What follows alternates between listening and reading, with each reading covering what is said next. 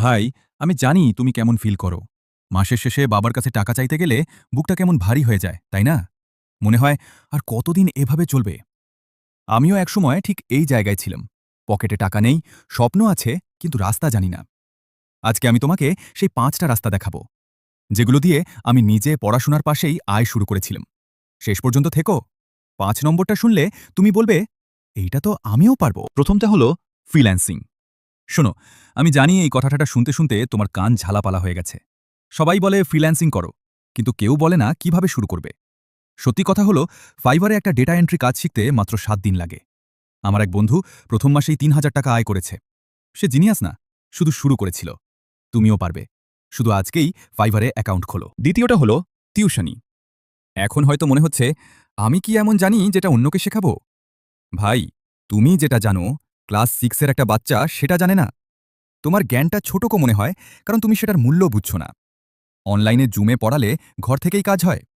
৩ জন ছাত্র মানেই মাসে ৫ থেকে ৬,০০০ টাকা।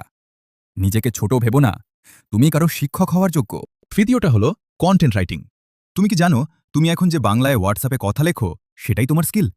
অনেক ব্লগ আর নিউজ সাইট বাংলা লেখক খুঁজছে। একটা ৫০০ শব্দের আর্টিকেল লিখলে ৩০০ থেকে ৮০০ টাকা পাওয়া যায়। দিনে একটা লিখলে মাসে কত হয়? ১০০। লিখলে মাসে কত হয়? একটু হিসাব করো। ফেসবুকে বাংলাদেশি ফ্রিল্যান্সার্স গ্রুপে আজই ঢুকে পড়ো, কাজ পেয়ে যাবে। চতুর্থ উপায়, রিসেলিং। এইটা শুনে অনেকে বলে, আরে এইটা কি ব্যবসা নাকি? ভাই, দুনিয়ার সব বড় ব্যবসায় কিন্তু এইভাবেই শুরু হয়েছে। দারাজ বা মিশো থেকে কম দামে কিনো, ফেসবুক মার্কেটপ্লেসে বেচো। ফোন কভার, পোশাক, স্টেশনারি, যে কোনো কিছু। মাত্র ৫০০ টাকা দিয়ে শুরু করা যায়। রিস্ক কম, শেখার সুযোগ অনেক। তুমি আসলে একজন ছোট উদ্যোক্তা হয়ে উঠছ। আর পঞ্চম উপায়টা, এইটাই আমার সবচেয়ে প্রিয়। ইউটিউব বা ফেসবুকে নিজের কন্টেন্ট বানাও। আমি জানি তুমি এখন ভাবছো, আমাকে কে দেখবে? ভাই, আমিও এটাই ভেবেছিলাম। কিন্তু সত্যি কথা হলো, মানুষ তোমার মতো কাউকেই খুঁজছে।